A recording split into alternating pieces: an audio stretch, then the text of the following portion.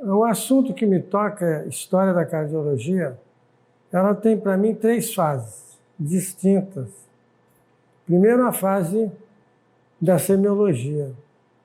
Essa fase todos vocês conhecem, história clínica do doente, exame físico, etc.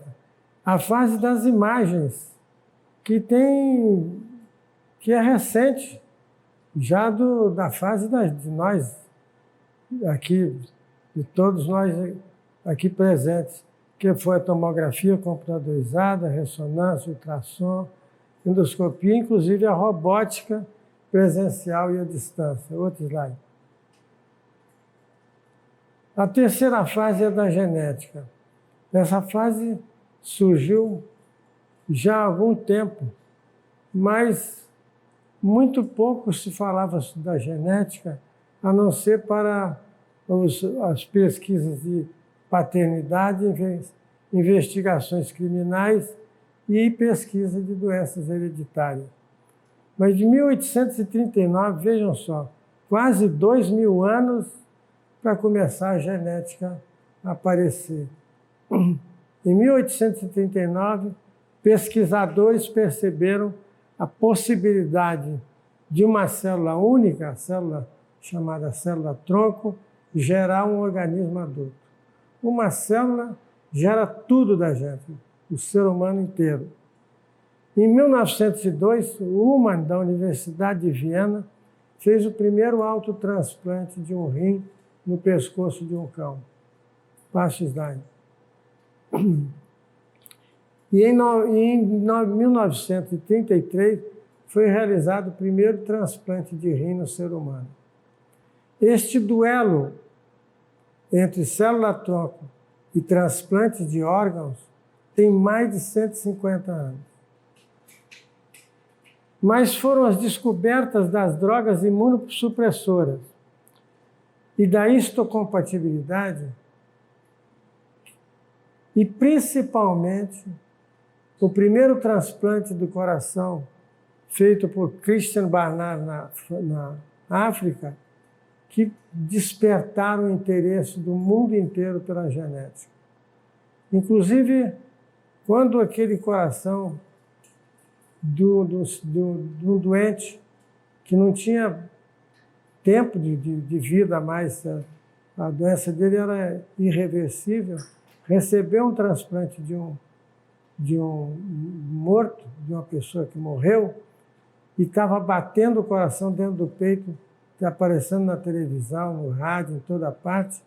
Foi um impacto muito grande em toda a sociedade, não só na classe médica. Outro slide.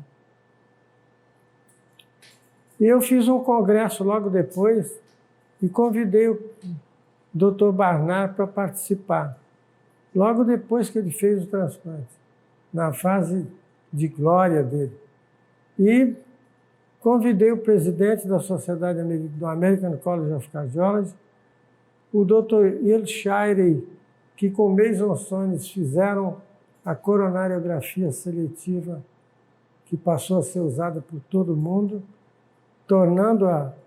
E trouxe também o chefe da cirurgia cardíaca da Cleveland Clinic, que assumiu uma posição de destaque na cardiologia pela cinecoronariografia seletiva e pela cirurgia de ponte de safena. E o Dr. Barnard me surpreendeu quando eu estava fazendo um cateterismo, ele apareceu lá no hospital e me fez uma série de perguntas. Um homem muito simples, muito delicado, uma pessoa, excelente pessoa, humana, figura humana. Ele me perguntou várias perguntas, mas uma eu trouxe aqui por destaque. Ele me perguntou, quando é que você opera cirurgia de coronária? E eu respondi com as indicações da Cleveland Clinic, que era o centro mais importante do mundo no assunto, que foi lá que surgiu a ponte safena, a coronariografia seletiva, etc. Outro slide. Mas o trabalho publicado no Journal of the American College of Cardiology em 2000, baseado em estudos sendo realizados naquele momento, que me impressionaram. porque dizia que nesses 30, 50 anos futuros, de 2000 em diante, todos os médicos seriam geneticistas. Eu acrescentaria infectologistas por causa dessas viroses todas, CTIstas para emergência e home care com consulta e monitorização à distância. Eu creio que isso aqui vai desenvolver muito no futuro. Na primeira fase do estudo, diz o trabalho do Jack, que um técnico, nem era um médico, colheria uma gota de sangue, urina ou saliva de um paciente e daria o diagnóstico da doença do paciente e poderia indicar as futuras enfermidades de sua vida. Outro slide. Mais adiante teríamos transplantes, veja só, de órgãos e tecidos sem rejeição. Isso é uma coisa fantástica, a previsão. E computadores do tamanho de uma célula seriam injetados e trariam as informações dos defeitos das anomalias genéticas que o paciente apresentava. E, posteriormente, outro injetado corrigiria essas anomalias. Isso é um avanço que eu quero viver para presenciar. No dia 7 de outubro de 2015, vocês reparam que de 2000 para 2015 são 15 anos. No passado, as coisas aconteciam com diferença de 100 anos, 200 anos, etc. O Prêmio Nobel de Química, em 2015, foi que os pesquisadores descobriram os mecanismos que reparam os erros do DNA humano. Incrível isso. Isso é uma coisa extraordinária, corrigir os erros do DNA humano. Outro slide. E veja bem, 5 anos apenas depois, 2 pesquisadoras, uma francesa e uma americana, ganharam o Prêmio Nobel de Química por cortar os segmentos alterados do DNA e inserir fragmentos para corrigir anomalias do DNA. Outro avanço monumental. Outro slide. A doutora Vanessa Boeri nos mandou essas coisas aqui também, que ela considerou importante. Atualmente estão realizando um mapeamento genético, tentando descobrir qual parte do DNA está relacionada aos tipos específicos de doença. Ou ainda, quais genes são responsáveis pelo sucesso ou fracasso de certos tratamentos. E conseguimos diagnosticar com probabilidade as futuras doenças graves que mesmo antes do nascimento de uma criança. Outro slide. Em seguida, eu escolhi 3 casos que eu considero importante e aguardo com ansiedade uma solução da genética. O primeiro é desse jogador de futebol, zagueiro da seleção brasileira da década de 70, que, assintomático, trouxe uma carta de um grande cardiologista dizendo que aquele eletrocardiograma anormal era de uma pessoa normal, que não tinha problema porque aquilo ocorria em gente jovem normal. Eu discordei. Eu disse, esse eletro, passa o slide. Esse eletro não é normal. Olha só, superdesnivelamento de ST e infra de onda T. Superdesnivelamento de ST e infra de T. Isso é um eletro tipicamente anormal, de isquemia miocárdica de parede anterior do ventrículo esquerdo. E eu sugeri fazer uma coronariografia. O médico da seleção, na época, era o Lídio de Toledo, e ele reuniu os outros médicos e decidiram aceitar a minha proposta. E no dia marcado, a sala de exame estava cheia de médicos, de figuras importantes da CBF, corredor cheio de jornalistas. Eu disse, se acontecer alguma coisa, eu vou ser crucificado aqui. Mas, felizmente, eu fiz a coronariografia, não mostrou nada a coronariografia, coronária normal, e eu disse, mas esse doente não está normal. Nós temos que fazer a dosagem do lactato no seio coronário e na aorta para poder verificar se ele tem ou não tem doença da pequena circulação que eu não vejo com a coronariografia. Eles aceitaram. Eu, então, pedi um assistente para colher sangue da aorta e outro para colher sangue de um catéter no seio coronário. E eles ficaram atentos e eu botei um catéter de marca-passo na aurícula direita. Aí eu pedi que cada um simultaneamente recolhesse sangue da aorta e do seio coronário. Quando eles acabaram de fazer, eu comecei a aumentar com o marca-passo, aumentar a frequência cardíaca para 70, 80, de 10 em 10. Quando chegou a 150, que é uma frequência que qualquer um de nós tolera, parou o coração do rapaz, do jogador. E foi um susto na sala, mas eu consegui desfibrilar rapidamente, ele voltou ao normal, sem nenhuma sequela e sem perceber o que tinha acontecido. Esse paciente apresentava um aumento do lactato no seio coronário maior do que na aorta. Isso já indicava isquemia. E com o aumento da frequência cardíaca, aumentou muito mais o lactato no seio coronário do que o da aorta, indicando que ele aumentou a isquemia e por isso fibrilou. Passa o slide. Esse assunto, há mais de 50 anos, a gente vê na literatura esse problema das doenças da microcirculação com coronárias normais e que ninguém sabe. O que se define, isso aqui é de 2020, agora desse ano, dizendo que é uma disfunção da microvasculatura coronária funcional. E que, na hora do esforço, o coração e essa circulação microvascular não conseguia aumentar o fluxo de sangue durante a demanda do exercício. Isso indica que esse doente podia morrer se ele continuasse jogando. Outro slide.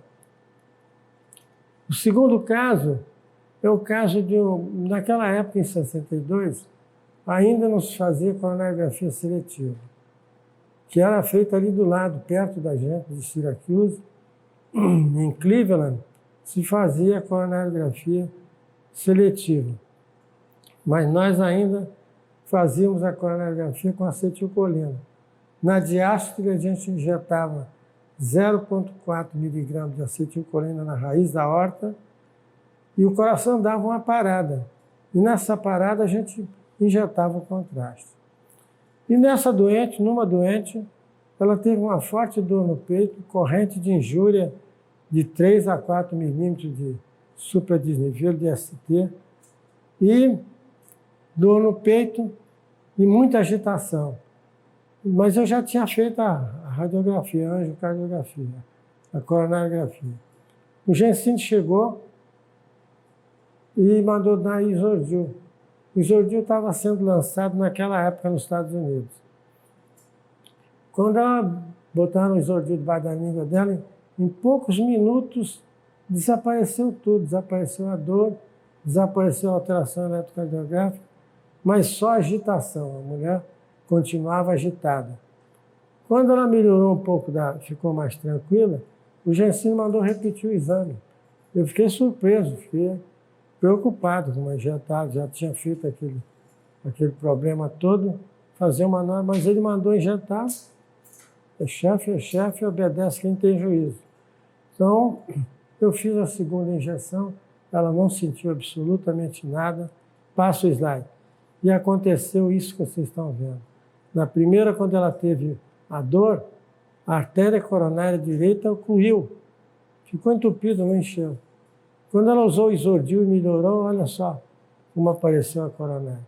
E naquele ponto da oclusão, ela tinha um trombo ali com uma estenose moderada, nem era severa. Ela fez aqui um espasmo de artéria coronária. Nitidamente, porque foi depois do Isordil, rapidamente ela melhorou. Outro slide. E eu tive também um espasmo de artéria coronária, porque eu subi rápido a escada para ir para mudar no andar superior e senti um desconforto no quarto onde eu estava e apaguei, tive uma síncope. Quando eu me recuperei, eu fui arrastando até chegar a uma gaveta, procurei Isordil, não tinha. Eu usei o Sustrate, mastiguei o Sustrate e mastiguei 2 comprimidos de aspirina. E deitei na cama. E fiquei um tempo que eu confesso que eu não sei dizer se foi meia hora, 1 hora. Mas quando eu acordei, me senti bem. Eu estava dormindo, me senti bem. Levantei, fui até o andar de baixo e pedi que fizesse um eletrocardiograma. O eletrocardiograma mostrou corrente de injúria de parede anterior. Eu estava fazendo um infarto. Então eu pedi para marcar logo uma coronariografia, foi feito, mas depois de meia hora eu pedi para repetir o exame, estava tudo normal. Eletro normal, e eu me sentindo muito bem. Então eu mandei parar e não fui fazer coronariografia. Mas durante os dias seguintes, eu sempre sentia um desconforto no peito que me preocupava. E resolvi fazer a coronariografia. Fiz, e a estenose que eu tinha era de 40%, uma estenose pouco importante. Mas eu fiz uma síncope. Provavelmente um espasmo daquela artéria coronária. Foi típica de espasmo. Porque depois eu resolvi, quando saí do hospital, eu continuei sentindo aquele desconforto. E aquilo me incomodava. Então eu troquei o antagonista da angiotensina, que eu estava tomando para hipertensão, pelo bloqueador de cálcio, a manidipina. E passou, eu não senti mais nada. Mas começou a inchar meu pé, então, a manidipina é um bloqueador de cálcio e incha os pés. Então eu suspendi a manidipina e voltei ao antagonista da angiotensina. E voltei a sentir a coisa outra vez. Então eu disse, eu tenho que continuar com o antagonista do cálcio. Continuei com o antagonista do cálcio e sugiro, dada a frequência de espasmo de artéria coronária, que a gente, toda vez que tem uma sintomatologia suspeita de problema coronariano, tem que associar com ou Sustrate ou Isordil, se a pressão for normal ou mais baixa, e tomar bloqueador do cálcio se for hipertenso. E quem sabe associar aspirina com um antitrombótico. Eu usei isso durante uns dias e parei. Mas eu acho que isso é uma associação bastante útil. Outro slide. E nós ganhamos um prêmio aí, como vocês veem, do American College of Cardiology. E surgiu o teste da acetilcolina para a gente fazer o diagnóstico de quem tem espasmo de artéria coronária. Vejam vocês, 32% dos indivíduos com coronária normal tinham espasmo de artéria coronária, de redução do diâmetro de 75%. E 23,6% tinha espasmo microvascular, angina e isquemia sem espasmo epicárdico.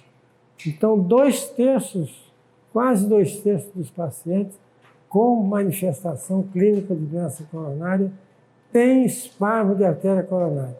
Outro slide. Quando eu saí do México para ir para os Estados Unidos, a doença coronária estava produzindo uma mortalidade muito alta e complicações sérias na vida das pessoas. E não tinha remédio. O remédio era o quê? Era baixar de peso, comer pouca gordura, tomar remédio para o colesterol, tomar remédio para controlar a pressão. E o remédio que a gente tinha era o bloqueador de cálcio, o nitrato, usar o nitrato. E eu propus ao Gensini a retroperfusão do seio coronário.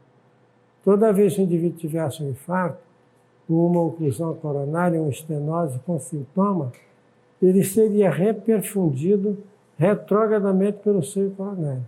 Mas para provar isso, eu teria que fazer uma experiência em cães.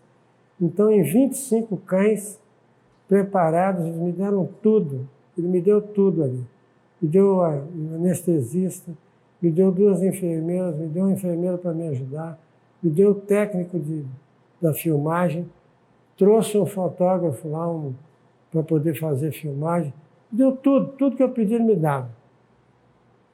Então, eu abria o tórax do cão, separava a artéria descendente anterior e colocava um catéter dentro do seio coronário, com um balão e um catéter na aorta. Então, toda vez que eu incluía a aorta, a artéria descendente anterior, que eu isolei, e injetava contraste ou cardiogreen, que é uma substância, um corante verde. Então, toda vez que eu injetava essa substância, com a coronária normal, sem oclusão, a gente não conseguia opacificar as veias nem o miocárdio. Quando eu ocluía a descendente anterior, a injeção de contraste desenhava seletivamente toda a região isquêmica do miocárdio. E todos os cães tiveram a mesma resposta. Está ocluída a coronária, opacificava o contraste e o corante ocupavam exatamente a área delimitada pela isquemia da artéria descendente anterior. Isso foi uma coisa impressionante. E teve um momento que eu resolvi injetar água oxigenada. Tem várias propostas para aumentar a oxigenação miocárdica retrógradamente. Alguns autores propuseram o aumento do oxigênio no sangue venoso retroperfundido durante a oclusão coronária. E esse trabalho eu apresentei no 22º Meeting of the Annual Meeting of the American College of Chest Physicians, em Syracuse. E vocês veem aqui que eu estava escalado para falar sobre fraterografia cerebral. Mas o Gensini, como recebeu o filme na véspera, não teve tempo de fazer os cartazes, então ele riscou aqui que o Tair ia falar sobre cerebral e colocou Motion Picture Studies of the Coronary Venous Circulation, que era o que eu estava propondo, que eu fiz com os caras. Eu apresentei esse trabalho, foi um sucesso muito grande no Congresso, porque é uma coisa importantíssima e que atualmente, só de trabalhos que eu recebo publicados com essa técnica nossa, são centenas do mundo inteiro usando essa técnica, tanto para uso de trombolíticos, vocês vão ver mais adiante. Outro slide. Bom, em junho eu vim para o Rio de Janeiro, que terminou meu estágio, e eu vim para o Rio de Janeiro. O Gensini apresentou no programa, programa anual do The American College of Cardiology esse trabalho, justamente com o nome Percutaneous Retrograde Venous Perfusion of the Myocardium. Então, mas sempre ele colocava o nome dele, o nome desse rapaz aqui, que era fellow, e não sei se era parente da família dele, e o meu nome em terceiro lugar.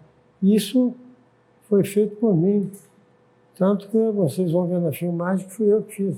Todas as cirurgias e todo esse trabalho foi criado por mim.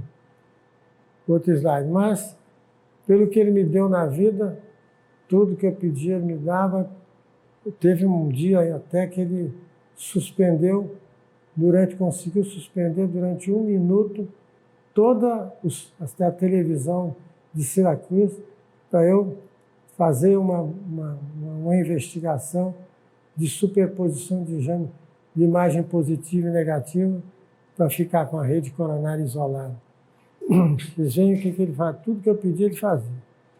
Eu fui convidado para um simpósio em São Paulo em 1972. com Carvalho de Azevedo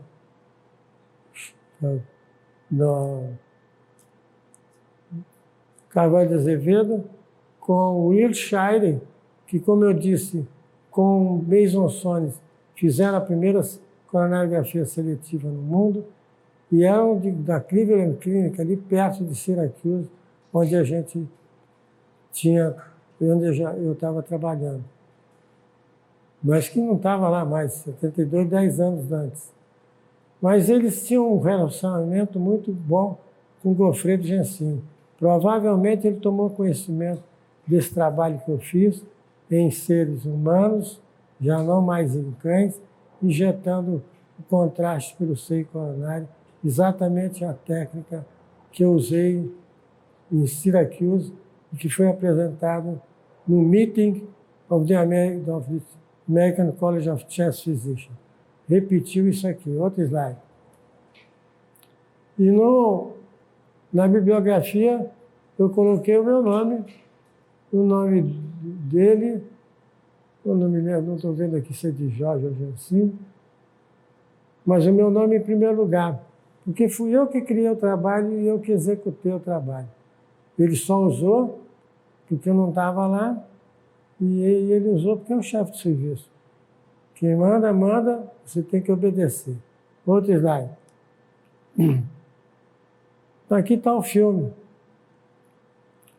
E vocês não duvidam que seja eu aqui. É muito parecido comigo, mas sou eu.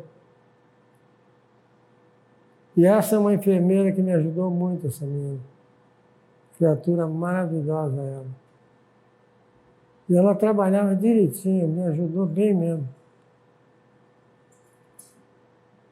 E aqui eu isolei a artéria descendente anterior. É um pouco difícil de você ver, mas tem um cordão isolando a artéria. E ela era ocluída ou solta para ver o resultado da reperfusão. Aqui está uma venografia com coronária sem oclusão da DA. E vocês veem que a venografia aparecia só poucos ramos aqui da rede venosa, porque a resistência era muito grande por causa da pressão na artéria coronária. Quando nós ocluíamos a artéria descendente anterior, veja só o que acontecia. Um blush de contraste enchia o miocárdio e as veias do coração e a microcirculação, mostrando que essa técnica era viável e não causava nenhum problema, porque nenhum cão morreu. Em 2002, 2003, eu fui apresentado ao doutor o nome dele é o Fernando Vinha, Roberto Vinha, da Argentina, que trabalhava com célula-tronco. Então, ele veio e apresentou o trabalho dele em célula-tronco, injetando em doentes com diabetes na artéria pancreática, tentando recuperar a produção de insulina pelo paciente. E mandou esse trabalho.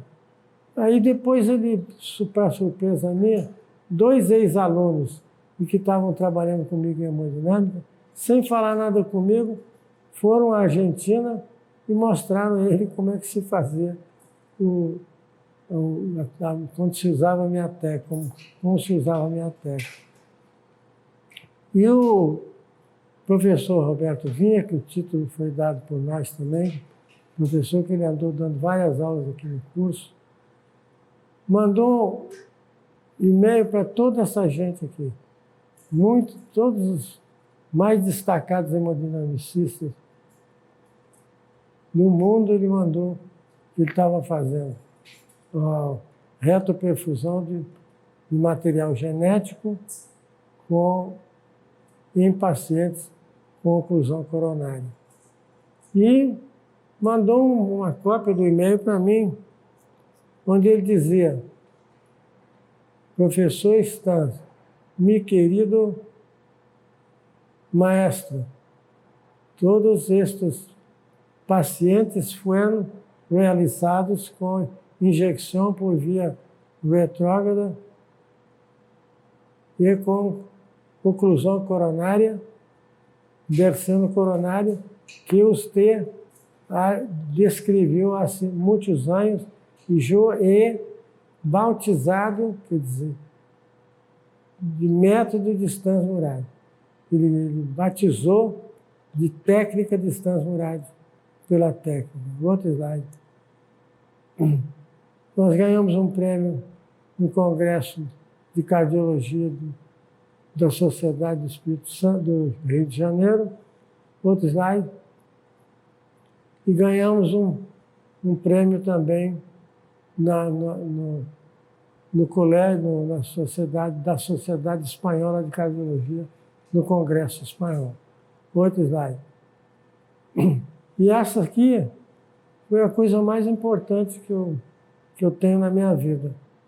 Que normalmente, sobretudo no Congresso nos Estados Unidos, mas em todos os congressos, você, quando quer apresentar um trabalho, você manda o trabalho para lá e uma equipe lá seleciona se o trabalho pode ou não ser apresentado e em que condições.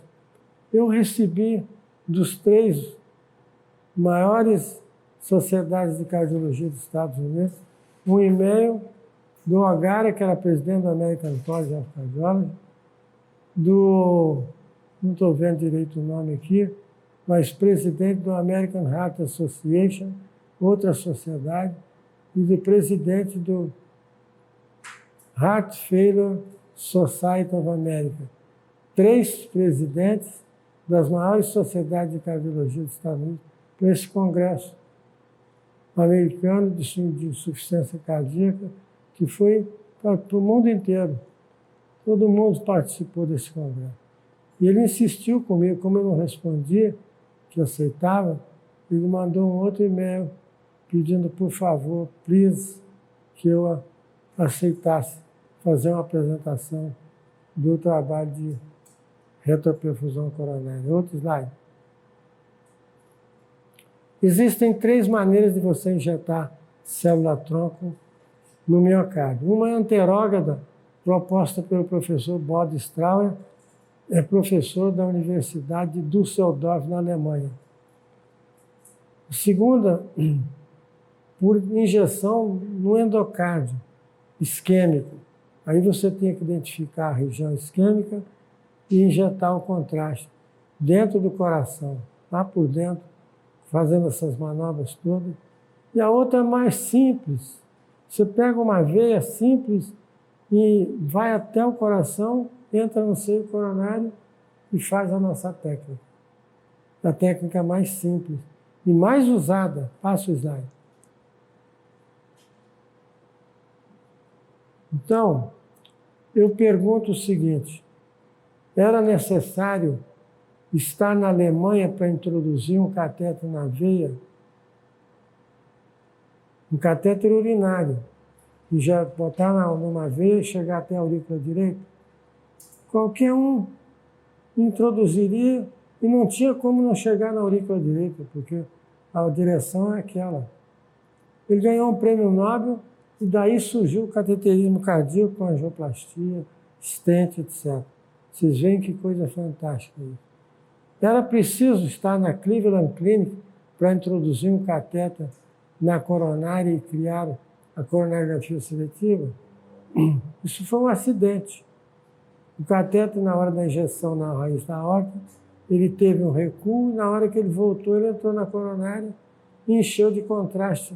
E eles verificaram que não aconteceu nada.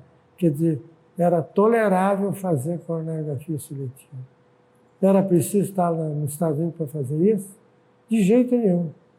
Era preciso estar na Cleveland Clinic, nos Estados Unidos, para realizar a primeira ponte de safena? O bombeiro teria ensinado a gente. Levaram mais de 1000 anos para poder pegar uma ponte de antes do entupimento até depois do entupimento. Os bombeiros já faziam isso há muitos anos. E pegar um cano e por antes do entupimento a depois do entupimento.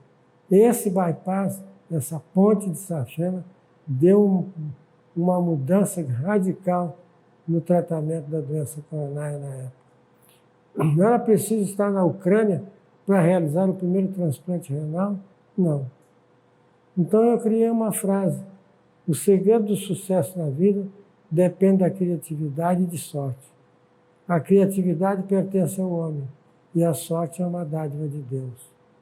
Eu às vezes um dia eu passei na frente de uma árvore e vi uma folha cortada. Eu disse, por que essa folha não voltou a crescer? Não completou. Ela já nasceu e alguma coisa fez ela ficar uma folha inteira. Por que ela cortada não foi assim? É preciso saber qual o mecanismo genético que fez essa folha aumentar. Para a gente poder fazer a mesma coisa com o fígado, com o coração, com tudo.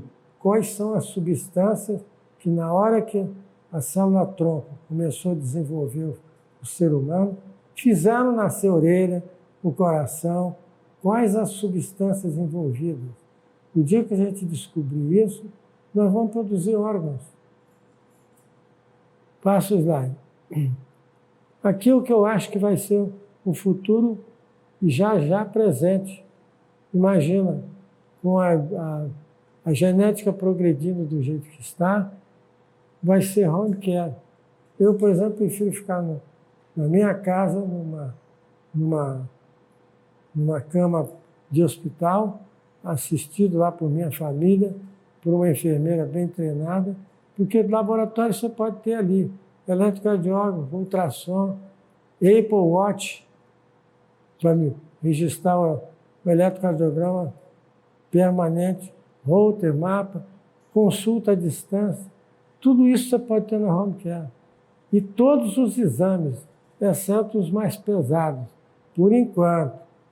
Eu acredito que mais tarde, que o japonês é assim, você dá um aparelho grande, enorme a ele, ele faz do tamanho de um relógio. Ele tem a capacidade, porque eles são pequenininhos, têm a mão pequena, eles são capazes de fazer os objetos ficarem pequenos e funcionando. Outro slide.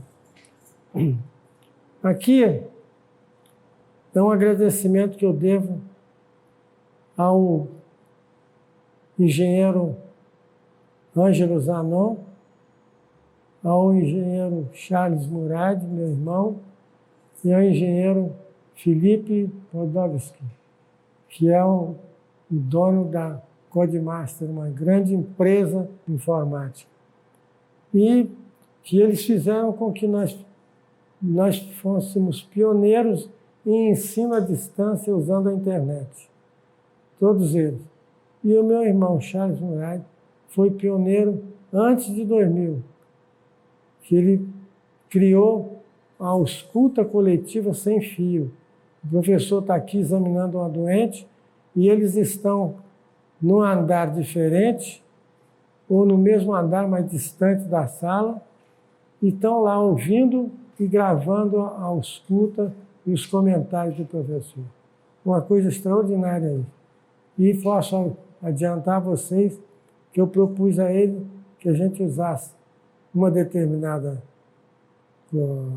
aparelhagem para poder fazer essa transmissão de ausculta, de radiografia, de tudo, entendeu? Eu não quero dizer porque eu não quero adiantar a coisa. E a gente transmite isso tudo à distância para o mundo inteiro. Outro slide. E nesse slide, vocês veem as datas de criação, de lançamento de todas essas coisas fundamentais e que tiveram grande sucesso na cardiologia. Em 1957, em maio, Favaloro realizava a primeira ponte safena. Em 1967, mesmo ano, em dezembro, Barnard realizava o primeiro transplante cardíaco. Em 1974, Grütze, que esteve aqui no Rio também, convidado por mim, idealizou a angioplastia, esteve no Rio de Janeiro no meu serviço. Em 1983, o Merbaum mostrou que a retoperfusão de streptokinase pelo seio coronário, retoperfusão, né, nossa técnica, produziu trombólise coronariana arterial mais eficaz e em menor tempo que pela via venosa. Veja só. Aqui também várias outras coisas importantes, inclusive em 2005, o Dr. Mal se ofereceu para vir ao Rio de Janeiro e me parabenizou a gente pelos trabalhos que ele viu no meu site. Uma honra que eu devo a ele, porque é um professor de cirurgia torácica da Universidade da Áustria,